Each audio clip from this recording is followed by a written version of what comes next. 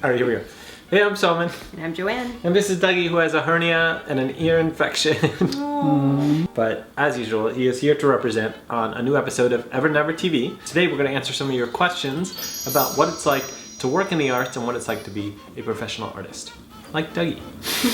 So the first question is, what's your best advice for an aspiring author? It's a good question, and it's one that I get a lot, because I was an aspiring author too, right? You know, even when all these other fairy tale stories were coming out, like Ever After High, and The Descendants, and Land of Stories, and all these other fairy tale books, I really had the belief that mine was different. And that comes not from ego or anything like that, but from the belief that my background, my life experience was going to lead to a different kind of story. So you really have to work on finding your voice and the story that's going to best express that voice. Who do you let read your work and give feedback? So when I first started writing The School for Good and Evil, I had never taken a writing class before. And so I decided to take one at the new school. I went down there with my first chapter to get feedback in my writing workshop with 15 other people. And the teacher spent 20 minutes telling me how I could never be a writer because I had the line, "Snakes slither." And he went on and on about the snakes and the slithering, and I kept thinking like, yeah, but what about the story? And that's when I realized like, feedback can be so destructive if you don't get it in the right way. Never ask somebody, is it good? Or never let somebody have them tell you whether a story is good. I don't care if the characters are likable.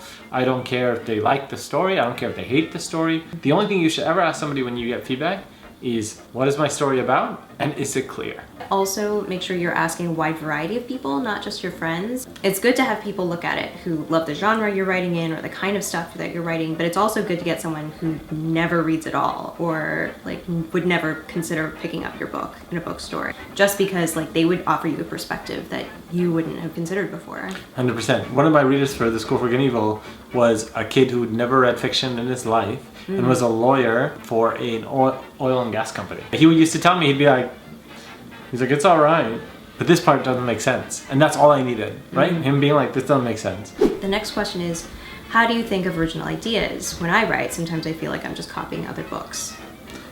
Yeah, but that's okay. I mean, you look at School for Good and Evil and it's clear that I'm obsessed with both Wicked and Harry Potter. But no one has ever called those books knockoffs because I have my own way of telling a story, right? And I have a completely different sort of agenda and message that I'm going after. And I think it's also important to realize that originality is something that you bring with your voice, not necessarily with a story concept. You know, greats like William Shakespeare based Romeo and Juliet on Tristan and Isolde. A lot of famous authors and writers have based their stories on things that came before. So that's where the phrase "steal like an artist" comes from. 100%. You look at everything, like Harry Potter clearly came from Narnia and Lord of the Rings. Divergent clearly came from A Love of Hunger Games.